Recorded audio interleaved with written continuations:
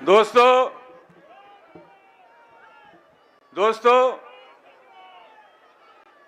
मैं जानता हूं कि आप पार्टी के राष्ट्रीय अध्यक्ष और देश के जन जन के नेता श्री अखिलेश यादव जी को सुनने के लिए बेताब हैं। बगैर किसी विलंब के मैं राष्ट्रीय अध्यक्ष जी से आग्रह करता हूं कि आएं और इस सभा को संबोधित करें। अखिलेश भैया जिंदाबाद, अखिलेश भैया जिंदाबाद, अखिलेश भैया जिंदाबाद। आप लोगों के बीच में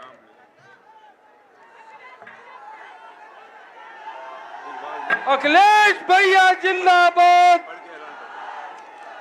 एक साथ सब लोग नारा लगाएं, अखिलेश भैया जिंदाबाद, अखिलेश भैया जिंदाबाद, अखिलेश भैया जिंदाबाद। जिसका जलवा कायम है, जिसने कभी न झुकना सीखा, अखिलेश भैया जिंदाबाद।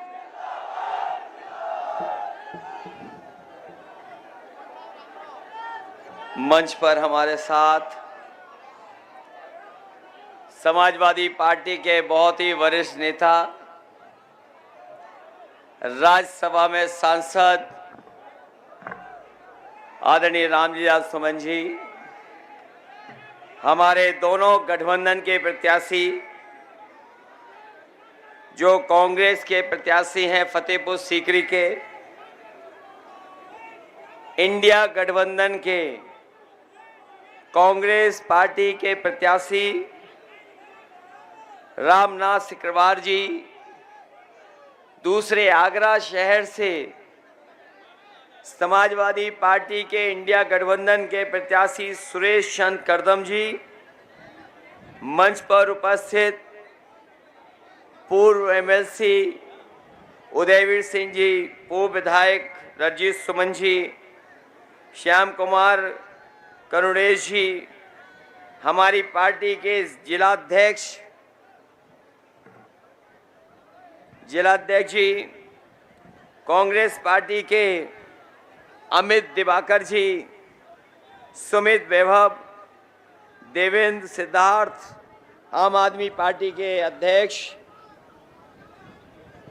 पार्टी के हमारे जिलाध्यक्ष श्री कृष्ण वर्मा जी और बड़ी संख्या में हमारे सभी समाजवादी नेता जो मंच पर हैं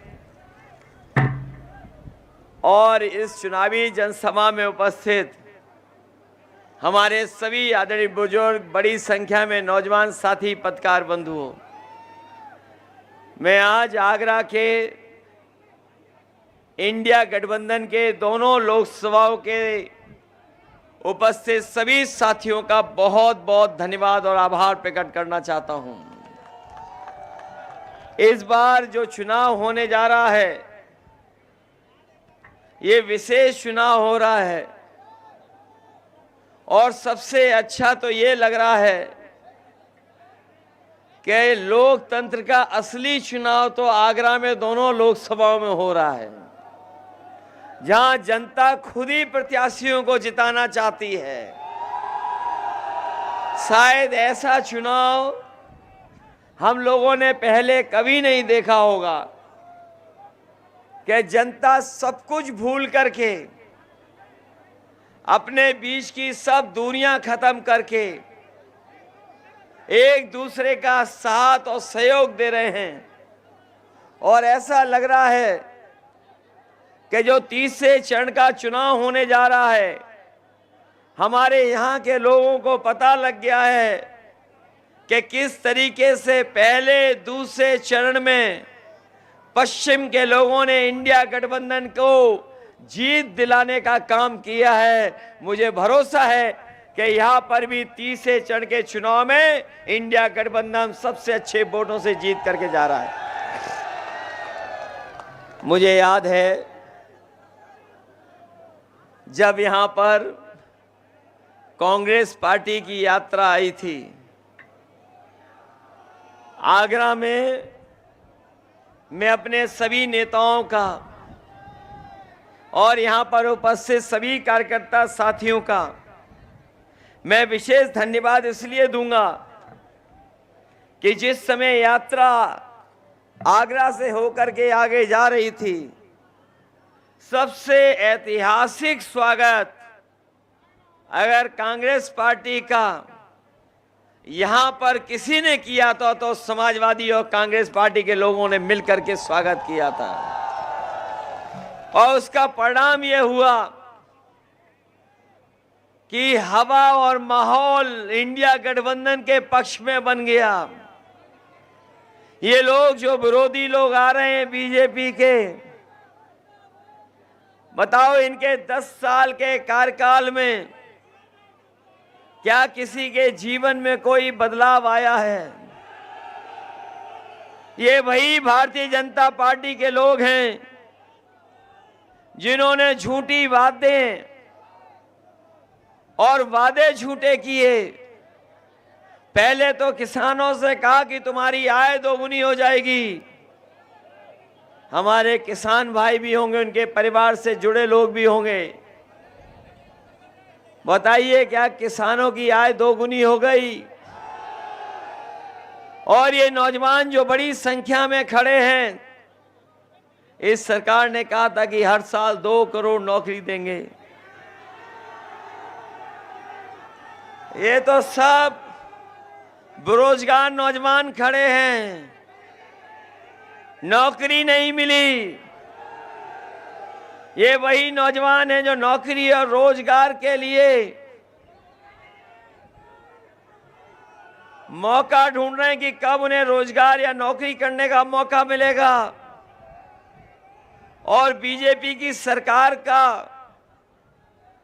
कोई भी परीक्षा बिना पेपर लीक के पूरी नहीं हुई। और ये जो पढ़े लिखे नौजवान हैं, जिन्होंने मेहनत की होगी, तैयारी की होगी, जिन्होंने कोचिंग की होगी और कई साल इंतजार किया था परीक्षा का कि उन्हें परीक्षा पास करके नौकरी मिलेगी, लेकिन उत्तर प्रदेश की एक एक परीक्षा लीक हो गया पेपर उसमें। और कोई एक परीक्षा का पेपर लीक नहीं हुआ है, 10 से ज्यादा परीक्षाओं के पेपर लीक हो गए।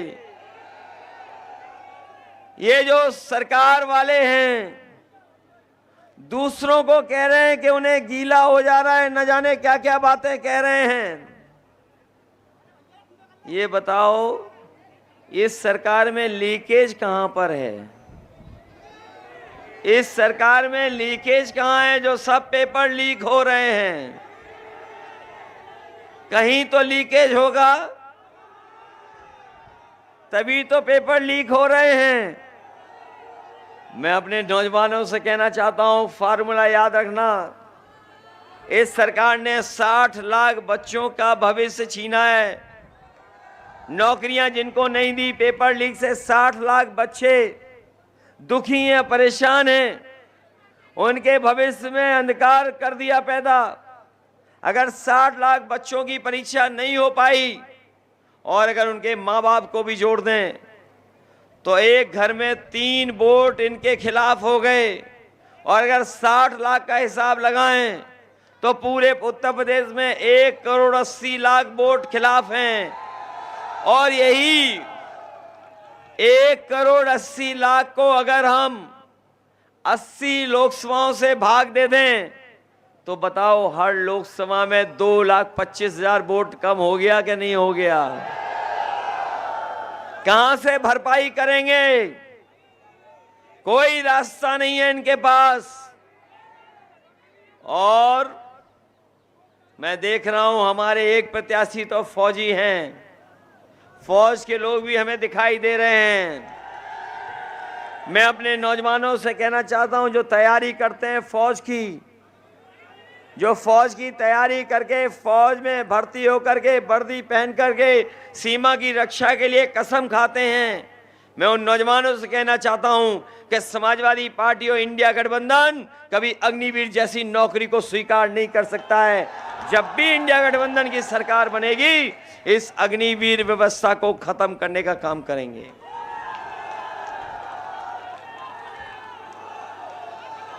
ये जो अग्निवीर 4 साल की नौकरी है, इसमें कोई सुविधा नहीं है, कोई उसके भविष्य के लिए चिंता नहीं है। शहीद हो जाएगा तो कोई सम्मान भी नहीं पाएगा। 4 साल की अधूरी नौकरी दे दी, अभी तो फौज में दी है। हम अपने खाकी पहनने वाले भाइयों से भी कहना चाहते हैं,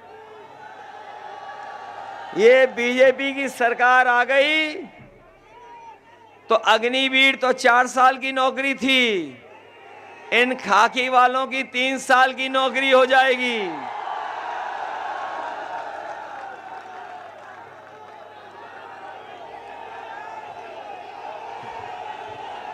इसलिए ये भी आपका साथ देंगे, ये भी साथ देने जा रहे हैं आपका। और कभी कभी पत्रकार साथी पूछते हैं, ये कैसे कह सकते हो कि 3 साल की नौकरी हो जाएगी? तो मैं उनसे सवाल पूछता हूं कि बताओ, किसी को पता था कि 4 साल की फौज की नौकरी हो जाएगी? बताओ आगरा वालों, आपको पता था कि नोटबंदी हो जाएगी? ये जो अग्रवाल जी बैठे हैं, हमारे थोड़ा बहुत कारोबार करते होंगे, इन्हें भरोसा दिलाया गया था कि जीएसटी से इनका व्यापार ठीक हो जाएगा। जिस तरीके से देश आजाद हुआ था, आजादी का जिस तरीके से सेंट्रल हॉल में जश्न मनाया गया था, उसी तरीके से जीएसटी लागू कर जश्न मनाया गया था। बताओ, जीएसटी से व्यापार बर्बाद हो गया कि नहीं हो गया? किसी को पता था कि बैंक का पैसा लेकर के बड़े बड़े उद्योगपति विदेश भाग जाएंगे? इन्होंने बैंकें डुबा दी, बीजेपी वालों ने बैंकें डुबा दी, ये पता है आपको? इन्होंने एयरपोर्ट बेच दिए, किसी को नहीं पता था। हवाई जहाज बेच दिए, किसी को नहीं पता था। पानी का जहाज का जो बंदरगाह है वो बेच दिया, किसी को नहीं पता था। टेलीफोन की कंपनी बेच दी, किसी को नहीं पता था। ये आउटसोर्स की नौकरियां आ गई सरकार में, किसी को पता था क्या? तो इसलिए सावधान हो जाओ। अभी तो इन्होंने थोड़े बहुत फैसले लिए हैं, ये सरकार में दोबारा आ गए तो हमारे संविधान को खतरा पैदा हो जाएगा। इनके लोग कह रहे हैं संविधान बदल देंगे, लेकिन इस बार उत्तर प्रदेश की जनता कह रही, जो संविधान बदलना चाहते हैं हम उन्हें बदल देंगे। ये डबल इंजन वाले लोग, ये डबल इंजन की सरकार वालों के आगरा में होर्डिंग देखे होंगे आपने। ये जो बड़ी बड़ी होर्डिंग लग गई हैं डबल इंजन वालों की, लेकिन उसमें एक इंजन गायब है। और जो चुनाव लड़ रहे हैं वो इंजन भी नहीं दिखाई दे रहा उन होर्डिंग में। ये वोट किसके लिए मांग रहे हैं, सोचिए आप। जब इन डबल इंजन की सरकार वालों पे दूसरा चेहरा होर्डिंग के लिए नहीं है, तो जनता के बीच में जब आएगा, जनता के बीच में जब ये आएंगे, तो ये अकेले होर्डिंग वाले भी गायब हो जाएंगे। हम अपने किसान भाइयों को कहना चाहते हैं कि समाजवादी और इंडिया गठबंधन सरकार बनाने जा रहा है, आप लोग मदद करें, सहयोग करें।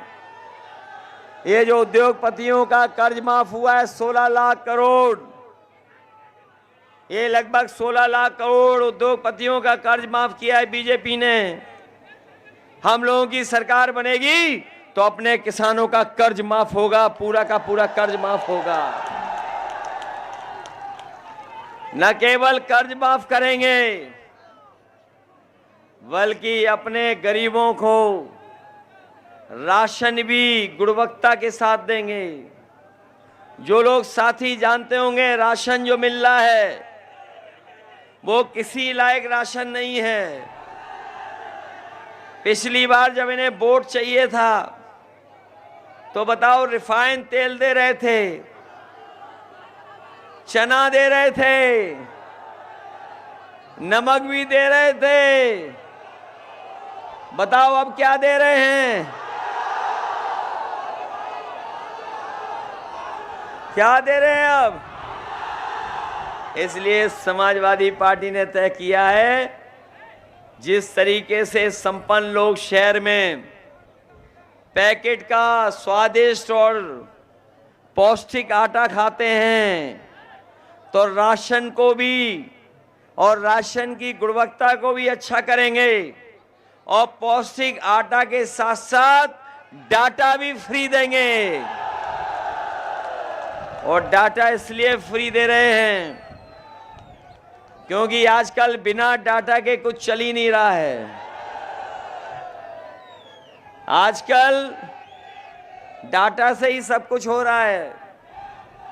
जो कुछ जानकारी हासिल करनी है, पढ़ाई लिखाई करनी है, अपना मोबाइल चलाना है, सरकारी जानकारी हासिल करनी हो, अपना फॉर्म भरना हो, ऑनलाइन पढ़ाई करनी हो।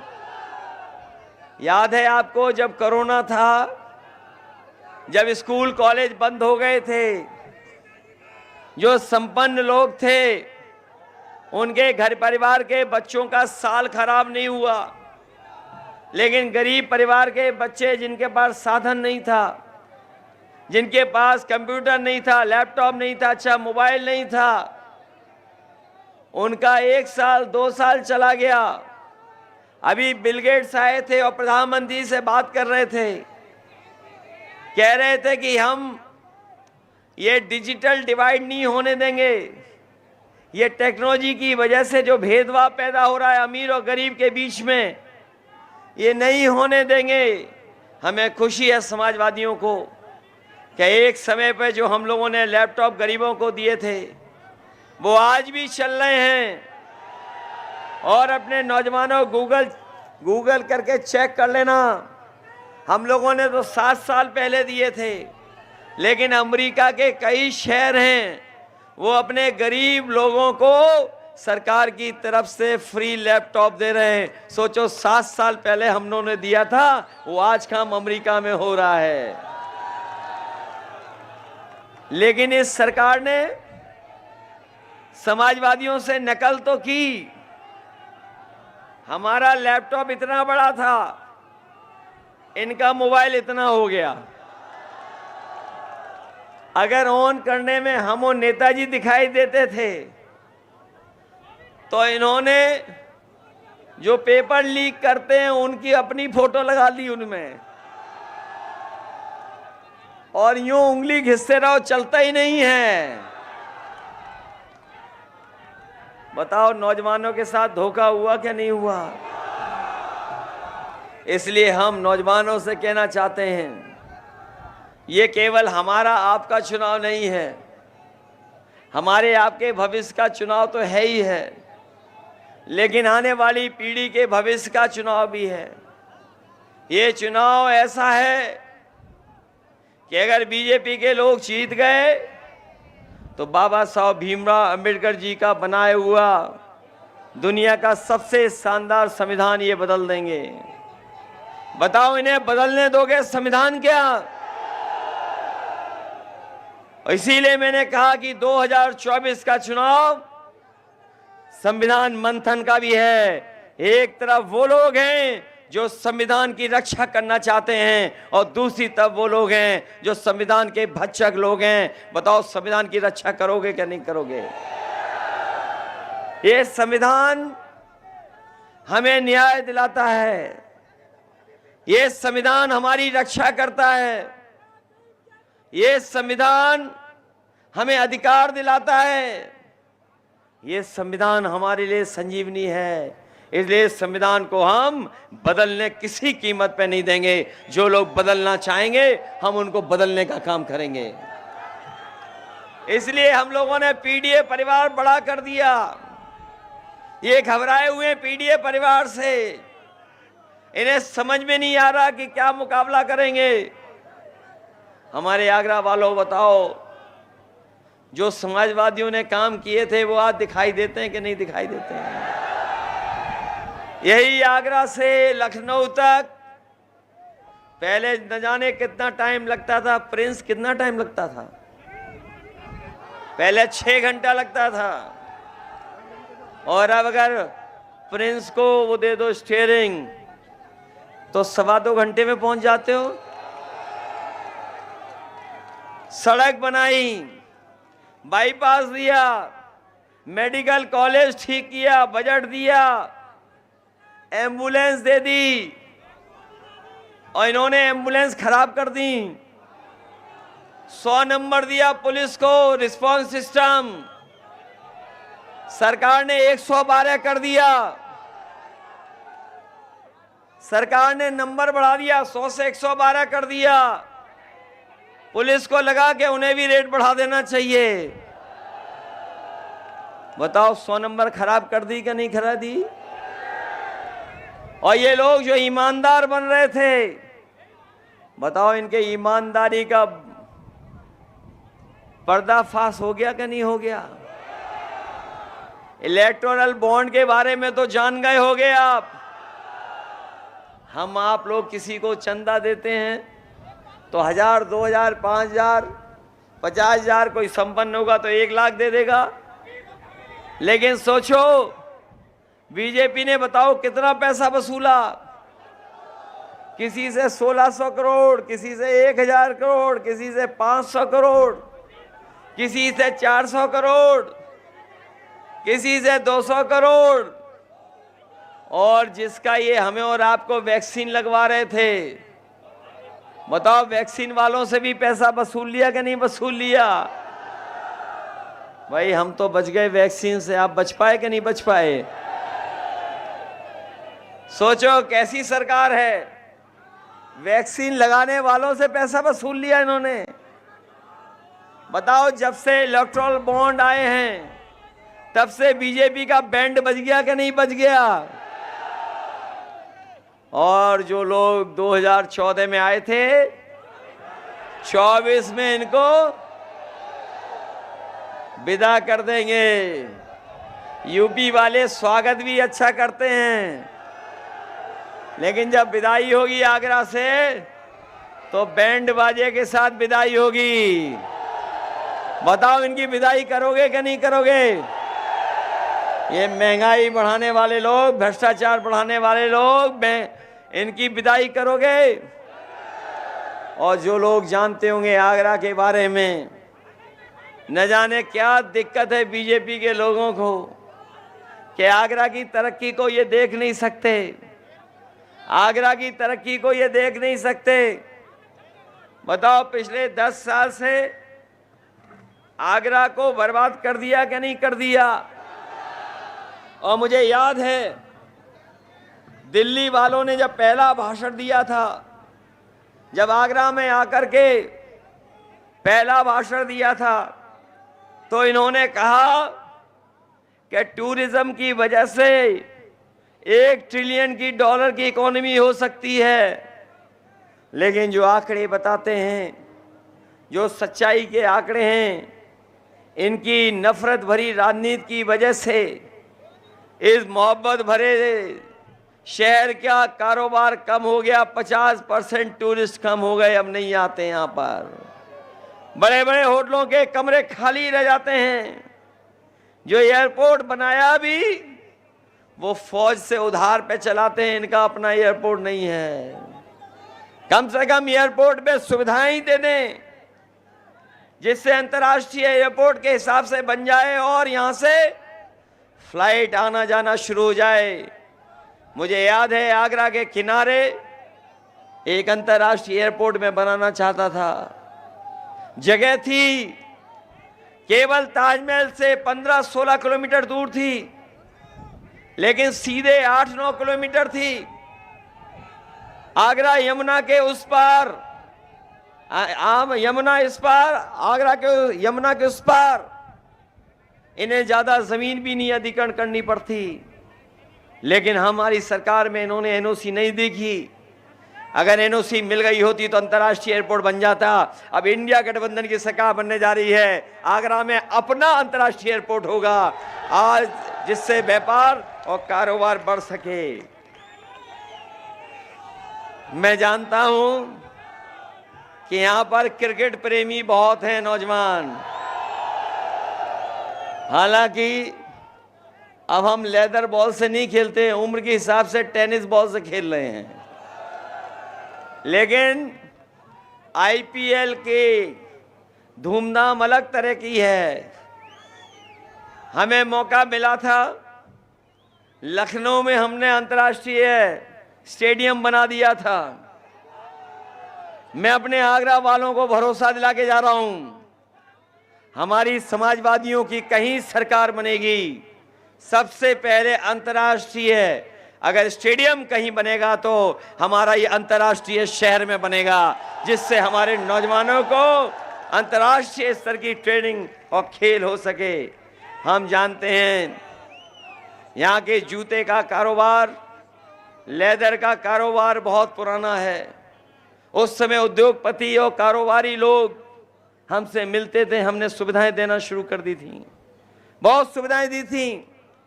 लेकिन नफरत भरी राजनीति करने वाले लोगों ने हमारे जूते के कारोबारी और लेदर के कारोबारियों के साथ अन्याय किया है।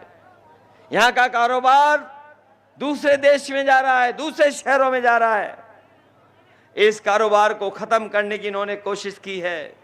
लेकिन अपने हम उद्योगपति भाइयों बहनों से कहना चाहते हैं, अगर जूते का एक्सपोर्ट का कारोबार यहाँ अच्छा है, लेदर का कारोबार है अच्छा है, हम सुविधाएं देंगे, मदद करेंगे, जिससे इस कारोबार को और बढ़ा सकें। हम बीजेपी वाले ऐसे नहीं हैं जो नफरत की राजनीति करते हों।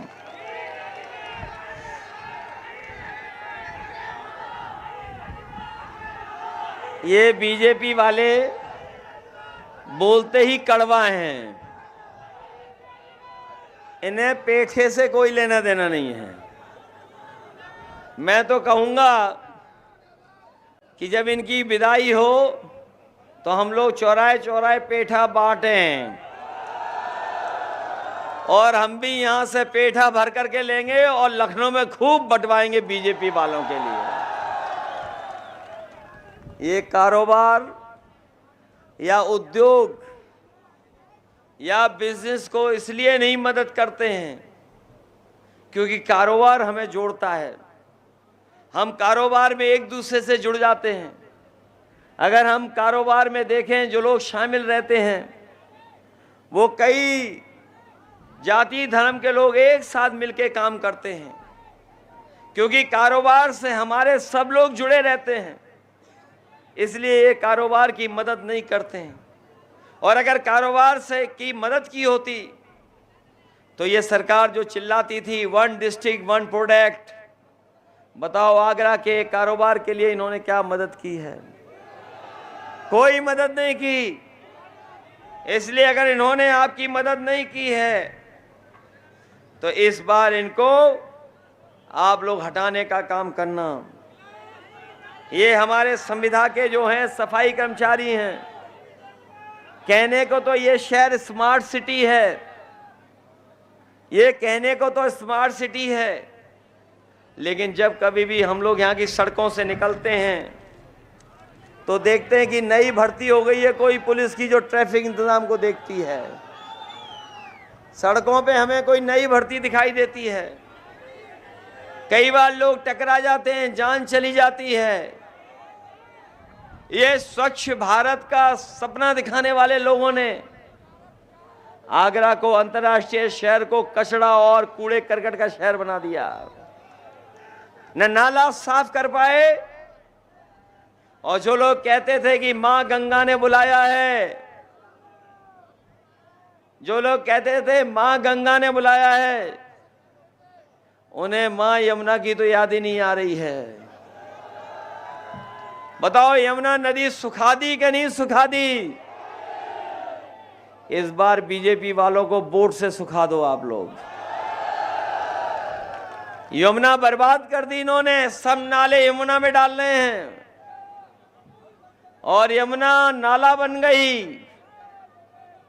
इन्होंने नाले की सफाई नहीं की, लेकिन जितना भी बजट आया उसकी सफाई कर दी। सब लूट लिया इन्होंने। मतलब यमुना के पानी की सफाई का पैसा लूट लिया कि नहीं लूट लिया? ये कूड़ा भरा पड़ा है स्मार्ट सिटी में, बताओ कूड़े सफाई का भी पैसा लूट लिया इन्होंने। इसलिए मदद करो आगरा वालों। ये हमारे फौजी भाई हैं, फतेहपुर सीकरी के लड़ रहे हैं, ये राजनीति में आ गए हैं। समाजवादियों, एक एक समाजवादी इनकी मदद करना। मदद करोगे समाजवादियों? अरे आगरा का तो संदेश दुनिया में जाता है। अपना वोट खराब तो नहीं करोगे दूसरे दलों को दे करके। बाबा साहब का जो संविधान है उसको बचाने के लिए मदद करोगे? अगर आप लोग घर घर जाओगे और घर घर बताओगे बीजेपी की जो लूट है और झूठी भाषा है, तो आपको समर्थन मिलेगा, सहयोग मिलेगा। बोलो, घर घर जाओगे आप लोग, मदद करोगे? अगर आज ही से आप घर घर निकल गए तो रिकॉर्ड मतों से हमारे दोनों साथी जीतेंगे। मदद करोगे आप लोग? और आप ही लोग चाहते थे गठबंधन हो जाए, तो गठबंधन कर लिया कि नहीं कर लिया? कुछ लोग ऊपर से बोलते थे, कुछ ही मनी मन चाहते थे, लेकिन चाहते थे कि गठबंधन हो जाए। गठबंधन कर लिया हम लोगों ने।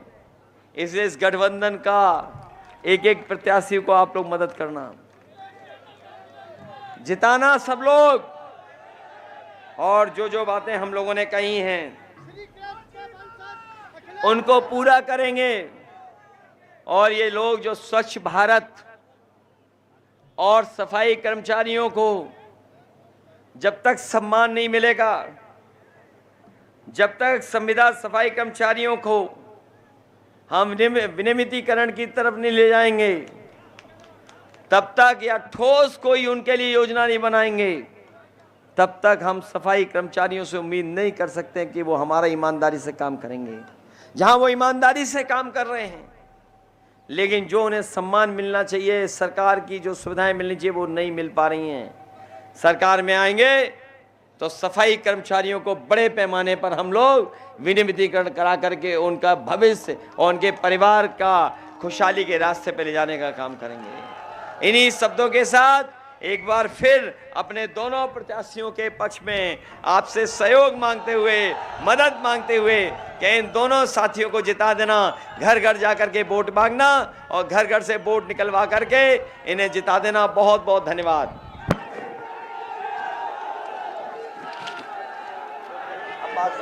सॉरी क्या नाम है? मैं अरे बस बेटा बस आजा, बस। साथ ही साथ मैं शब्बीर अब्बास का बहुत बहुत धन्यवाद देता हूं। उनके तमाम सहयोगी साथी जो आज समाजवादी पार्टी में शामिल हो रहे हैं, न केवल आगरा में बल्कि फिरोजाबाद और आसपास इनके और इनके सहयोगी समर्थक जो मदद करेंगे, हम उनके बहुत बहुत आभारी रहेंगे। बहुत बहुत धन्यवाद।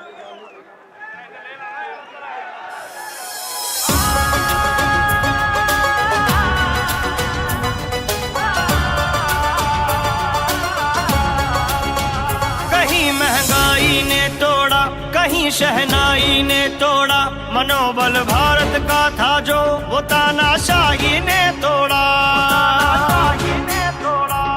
भारत को हमने जोड़ा है, तुमने तो इसको तोड़ा है। तानाशाह ने देश की कश्ती को मझधार में लाके छोड़ा है। भारत का किसान ये कहता है,